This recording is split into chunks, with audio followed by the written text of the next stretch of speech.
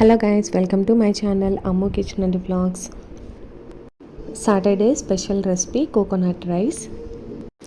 టెంపుల్స్లో కానీ ఏదైనా ఫంక్షన్స్ జరిగేటప్పుడు ఇప్పుడు కోకోనట్ రైస్ ఎక్కువగా యూస్ చేస్తున్నారండి. ఈ కోకోనట్ రైస్ని మనం ఇంట్లో కూడా ఈజీగా ప్రిపేర్ చేసుకోవచ్చు. అది ఎంతో టేస్టీగా. కోకోనట్ రైస్ టేస్టీగా రావాలంటే మనం రైస్ ఎంత క్వాంటిటీ తీసుకుంటున్నామో దానికి క్వాంటిటీకి తగ్గట్టు కొబ్బరి తురుము కూడా వేయాలి. అప్పుడే మనకి కోకోనట్ రైస్ అనేది చాలా టేస్టీగా ఉంటుంది. ఒక టీ గ్లాస్ రైస్కి వచ్చేసి ఒక కొబ్బరి చిప్ప తురుము అయితే సరిపోతుందండి.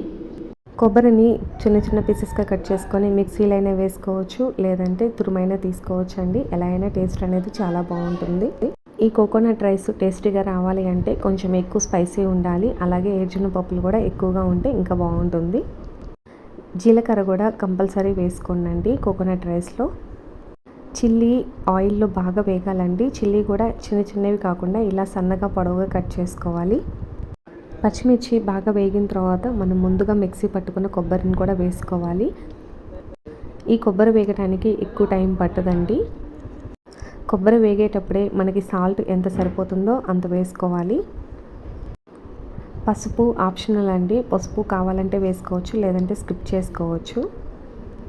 కొబ్బరి మిక్సీ పట్టుకుంటే వేగటానికి ఎక్కువ టైం పట్టదండి. అలాగే తురుముకున్నామంటే ఒక 2 minutes టైం పడుతుంది. నేను మిక్సీ పట్టుకున్నాను కాబట్టి ఎక్కువ టైం పట్టదు. కొబ్బరి వేగిన తర్వాత కరివేపాకుని నలిపి చిన్న చిన్న పీసెస్గా కట్ చేసుకొని వేసుకోవాలి. కరివేపాకు కొంచెం ఎక్కువగానే వేసుకోవాలి. అలా వేసుకోవటం వల్ల ఆ స్మెల్ కొంచెం డిఫరెంట్గా వస్తుంది. స్మెల్ కూడా చూడటానికి బాగుంటుంది. కోకోనట్ రైస్ చేసుకునేటప్పుడు అన్నంని వేడివేడిగా వేయకూడదండి. అలా వేస్తే ముద్ద ముద్దగా అయిపోతుంది. అన్నాన్ని పూర్తిగా చల్లారిన తర్వాత మాత్రమే కలుపుకోవాలి.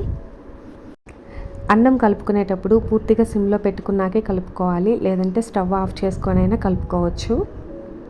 ఈ కోకోనట్ రైస్ చేసుకోవడానికి బిర్యానీ రైస్ అయినా బాగుంటాయి, లేదంటే మనం డైలీ యూజ్ చేసే రైస్తోనైనా చేసుకోవచ్చు. కొబ్బరి మొత్తం అన్నానికి బాగా పట్టేలాగా కలుపుకోవాలి. కలుపుకున్న తర్వాత ఫైనల్గా కొంచెం కొత్తిమీర పైన వేసుకుంటే కోకోనట్ రైస్ రెడీ అయిపోయింది. కొత్తిమీర వేసుకొని ఒక్కసారి అలా కలుపుకొని వేడివేడిగా సర్వ్ చేసుకుంటే టేస్ట్ చాలా బాగుంటుంది.